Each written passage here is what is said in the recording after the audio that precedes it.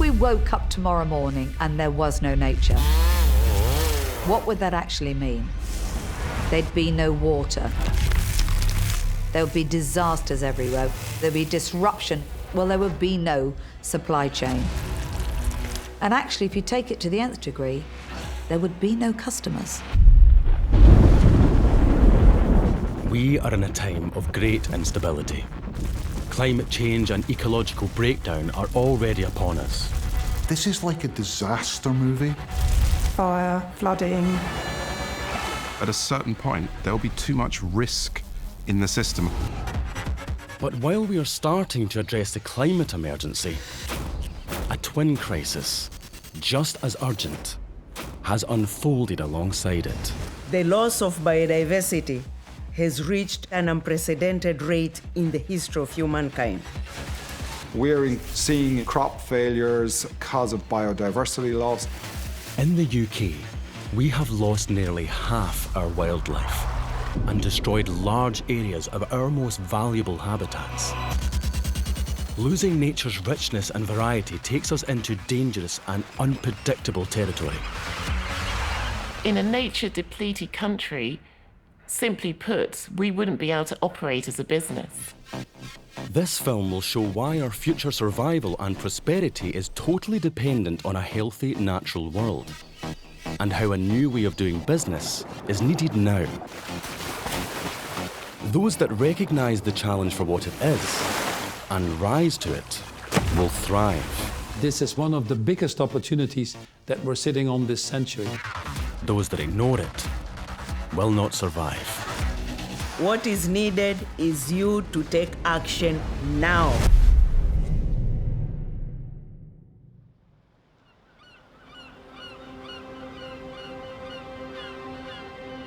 In the UK, we have some of the most varied landscapes in the world.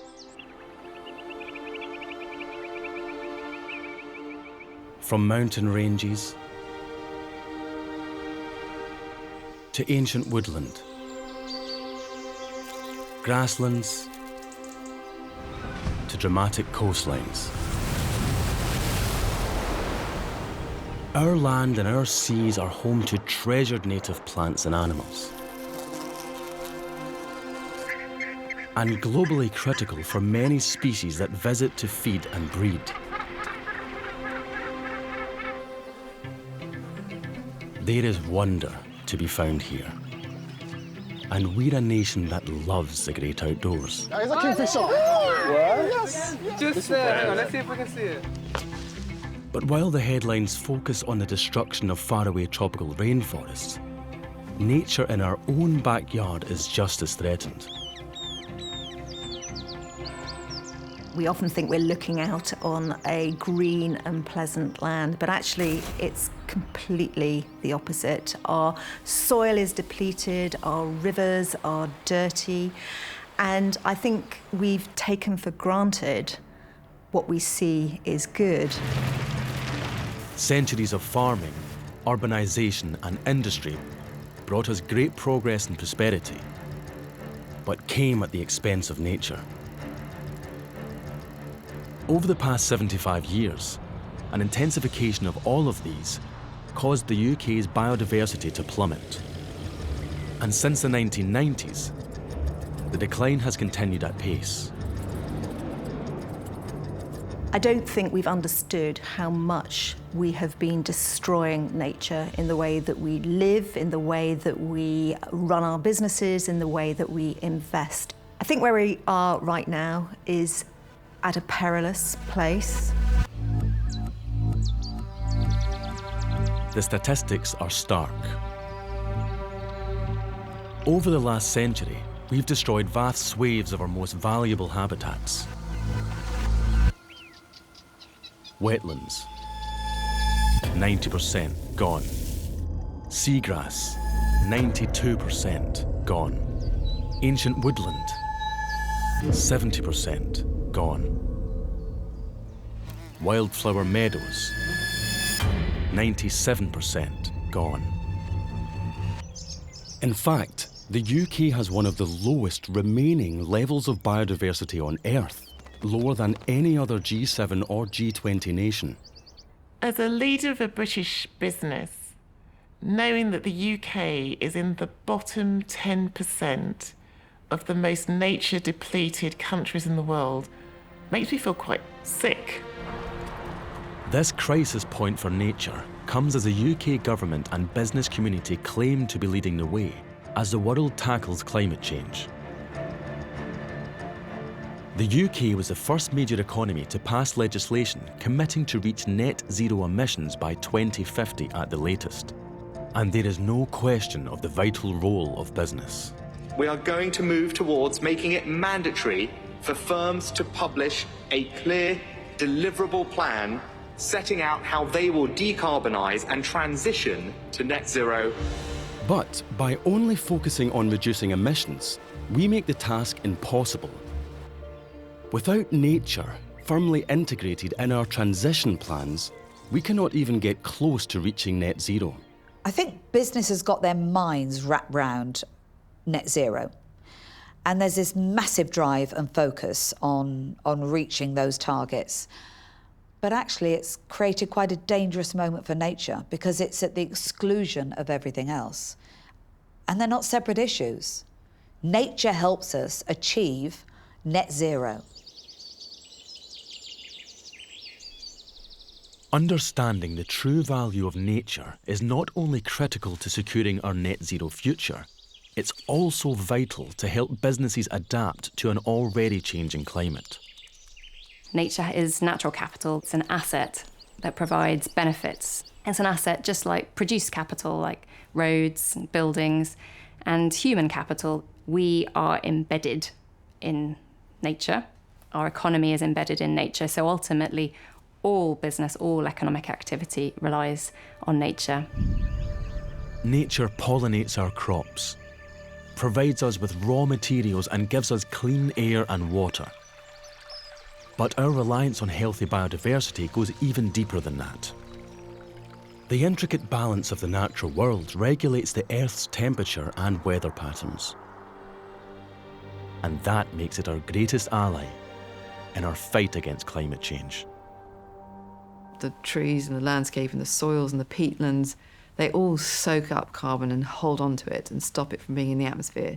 So if we can harness that, that will make the job that we face that much easier. And obviously the opposite, if we lose those habitats, it makes the problem a heck of a lot worse. In the UK, our net zero future could be secured by ecosystems we have totally undervalued. Peatlands are one of the best examples we have of the multiple benefits that healthy ecosystems bring to society. The high-quality water that they filter into British rivers is estimated at a value of about £888 million per year. On top of that, they are incredible ecosystems that accumulate over very long periods of time, layer upon layer of unrotted plant remains. And as those plants grew, they were sucking enormous quantities of carbon from the atmosphere. In a healthy condition, the UK's peatlands could sequester more than 3 million tonnes of carbon dioxide every year. But we have drained, burned and grazed them. And now this precious asset emits more carbon than it absorbs. It's been estimated that the cost of restoring all of Britain's peatlands would be about £20 billion. And yet the carbon benefits alone from doing that would be about £100 billion. This is just one example of how nature will be crucial as we race to reduce the amount of carbon in the atmosphere. Resilient, healthy natural systems will also protect us and our livelihoods from the early effects of climate change. On land, trees and plants retain water during a drought and help regulate temperature. Wetlands slow down the flow of floodwater.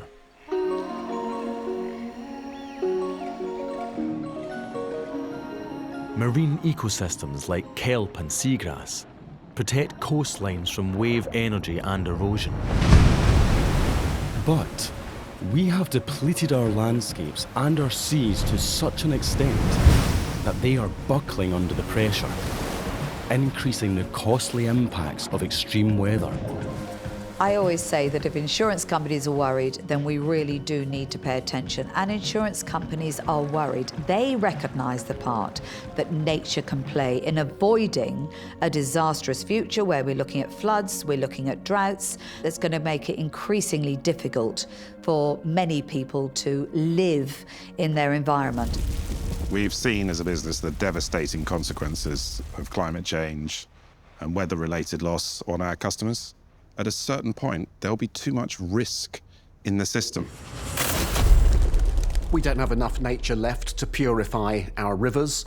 We don't have enough nature to ensure long-term food security.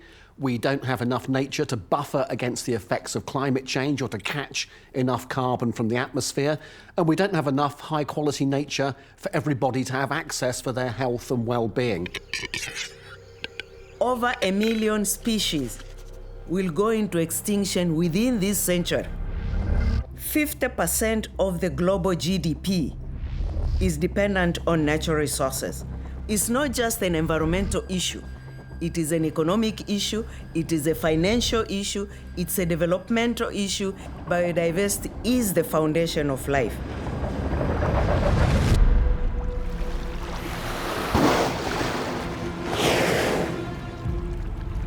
A totally new business strategy is needed. And its rollout is urgent. With nature in free fall, humanity faces an unstable future. And that's a very risky place to do business. There is no question that instability is bad for business. This instability that we're talking about is not just limited to the emerging markets, but it's also here at home in the UK.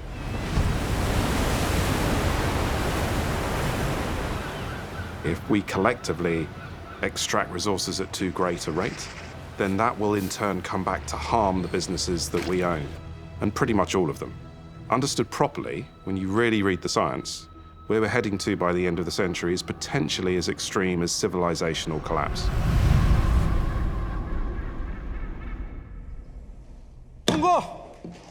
That future is still avoidable. Global leaders have now agreed to the Kunming-Montreal Biodiversity Framework to halt the loss of nature and put it on a path to recovery by 2030.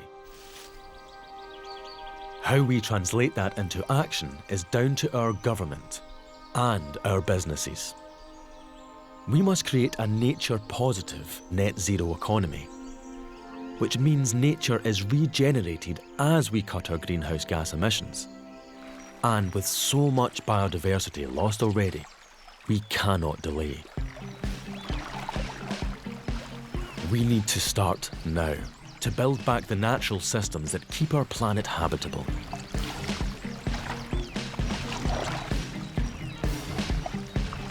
The business community is in a unique position, actually the best position to help us turn all of this around. They have the funds, they have the technology, they have the people, and actually the know-how to do something about it. So you've got a consumer over here who is ready for the change. You know, they understand more, they know more, they want to see action. You've got governments over here who are still trying to formulate some kind of plan, but we can't wait for that. Business is in that middle position that can satisfy their consumer because they understand that's what their consumer wants, but they can move much, much faster than a government. If businesses bring nature into the heart of their operations, it will change the future for the whole of society and protect the resources and services on which they rely. We're now in the situation where the cost of doing nothing is much higher than the cost of doing the right thing. Many people think that profit and purpose are in conflict. I would argue the contrary. Only by having a strong purpose will you actually guarantee a strong long-term profit.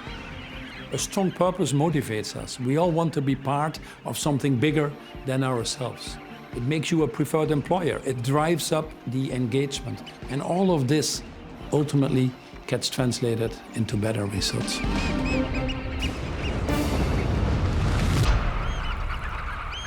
The only sustainable way forward for us as a business, indeed I would argue for any business, is to be nature positive, because without being nature positive, ultimately you can't be profit positive. Our future prosperity depends on a change of course.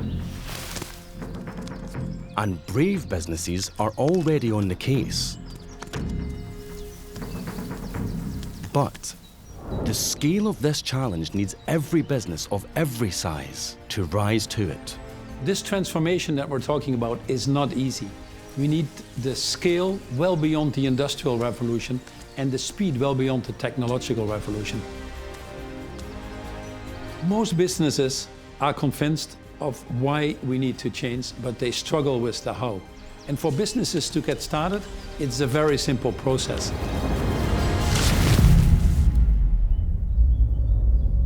It takes courage.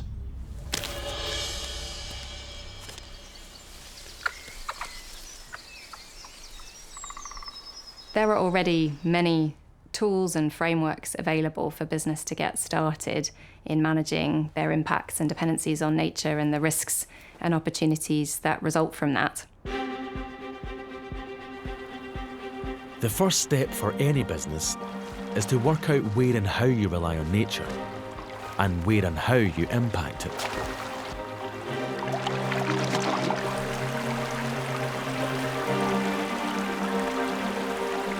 The first phase is to locate your interface with nature. So where are your business assets? Where along your supply chain are things located? You move to evaluating your impacts and dependencies on nature. How are you affecting it in both positive and negative ways? And how are you depending on it? Moving on to assessing the risks and opportunities that emerge from that, and then preparing to respond. And your biggest risk could be your relationship with your customers. If you are not planning to reduce your impact on this planet, then you don't know it yet, but you're already in trouble, because the consumer is there, and they're not going to accept being fobbed off. They're going to want to really clearly understand when they buy from you, whether it's goods or whether it's your services, what lies behind that. From supply chain to customer expectation, every business already depends on a connection to nature and relies on the stability it brings to our planet. And every business is at risk if we don't bring nature into our transition plans now. I think the biggest challenge is just getting started. If you just get started, you start to find ways to make it work, new opportunities, new alliances. It's a journey. Before you know it, you're in a better place. Once you've started this journey, the next step is to give your team something big to aim for. To drive action, you need to set yourself some big, hairy, audacious goals that make you a little bit nervous. If these targets don't make you feel uncomfortable, or if you already have all the answers on how to achieve them, then they're not big enough. Science-based targets for nature matter because unless we set credible, ambitious targets that we can be judged against, that our customers can judge us against, that our suppliers can judge us against, we think that we won't make fast enough progress. We want to be one of the leading businesses in really getting the importance of nature and its link with climate change absolutely at the forefront. A business that knows its target can swiftly move to taking action. We cannot afford to lose any more nature, so first we must stop destroying it by taking action to reduce the impact of our production and consumption. There has been for a long period an assumption that the destruction of nature is a regrettable but inevitable prerequisite for economic growth and development. We need to change that way of thinking and just as critically take action to restore what we have lost. Restoration of nature is so important because I don't think we've recognised how much damage we have already done and how close to the edge we really are. Less bad is simply not good enough anymore. I used to murder 10 people, now I only murder 5 people. I'm not a better murderer. Less bad is still bad. So we have to change our mindset. From supporting regenerative farming to investing in our precious landscapes, businesses can secure their future by helping to bring nature back. There are many different ways a business can invest in restoring nature, whether it is peatlands, wetlands, or seagrasses where you are storing carbon but protecting coastal communities. All of these things have a positive benefit for the businesses, but also for the communities that they are serving. Businesses can't exist without nature, so finding ways to avoid destroying it, while also investing in projects that restore biodiversity, simply makes good business sense. Nature is so key for all of our futures that putting nature in a separate box is no longer fit for business purpose. You need to bring it into the centre of your organisations, the centre of your strategy, and understand that by investing in nature, you're investing in the long-term future of your business. Once a business is acting for nature, it's important to make sure everyone knows about it. The most important thing is that businesses speak up. Too often businesses say, I don't want to speak up because undoubtedly it's going to be controversial and some people will attack me. But anytime you're in a position to do something about it, to speak up about things that you know are right, make you actually part of the solution. Advocating within a business is also important, so that everyone is focused on the same mission. We very consciously wove our environmental and sustainability strategy into the core business strategy. We embedded it in the core purpose of the business. And when we think about business problems, we do so starting from the point of view of how do we make this more environmentally sustainable? How do we make it more planet friendly? I understand that it's not easy. There are areas that are hugely complex, but what you have to do is just start moving forward and ensure that all of your team understand why you're now on that journey. But alone, we can only go so far. Just as nature is interconnected, so is business. The issues we face are of such magnitude that no single organisation or sector can solve them alone. We need hands on deck.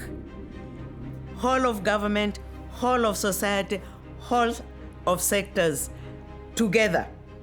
And this is the world where we are. Cooperation among businesses, cooperation among governments, cooperation between governments and businesses. All of us hands on together.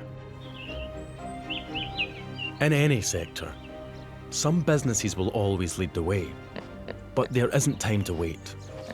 So regulation is the only way to ensure those lagging behind are compelled to catch up. If we're going to avoid every business creating its own disparate ecosystem that isn't joined up in any way whatsoever, government has to provide a framework. It has to say, this is the vision, this is the part that you can play as a business. It just ensures that there is a level playing field, but it also means that everybody understands where they're going and the impact that that's going to have.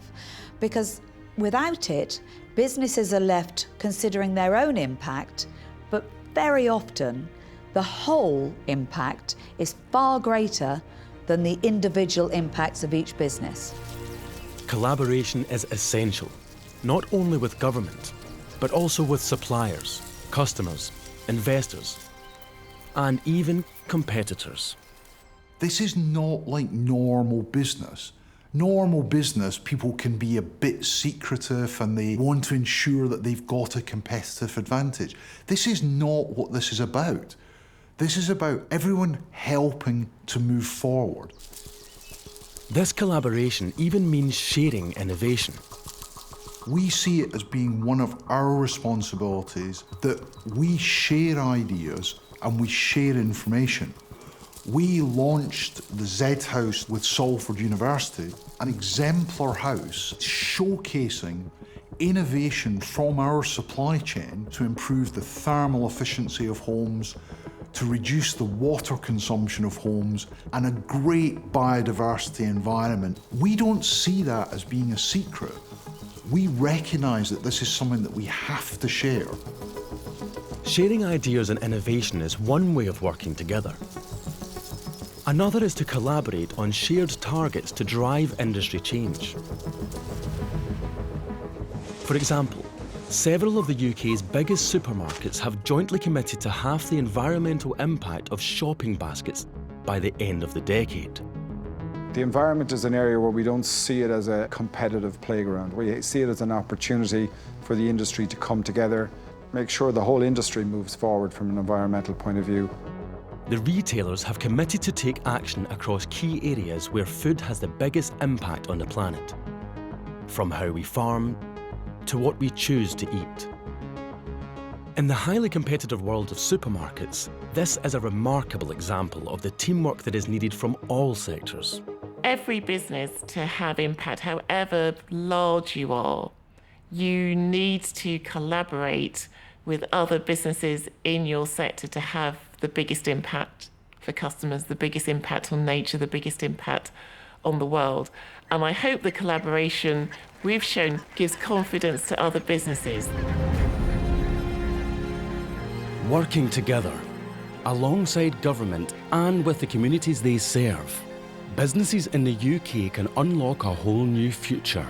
Increasingly, we're starting to understand that this is probably one of the biggest opportunities that we're sitting on this century. The cost that we are incurring as a result of destruction of biodiversity is significantly higher than what it would cost us to prevent the issues in the first place. And that makes it such an attractive business opportunity for all of us. A nature-positive, net-zero transition plan will create opportunities through innovation.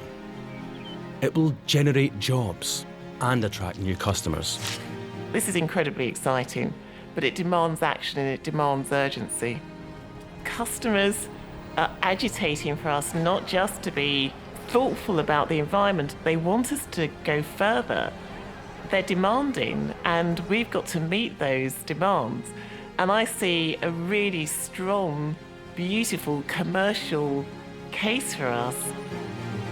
And it's not just down to financial checks and balances. The future of our families, of society, and of generations to come depend on us getting this moment right. Nature and business can coexist, and nature and business must coexist. Business has got to be about a sense of balance.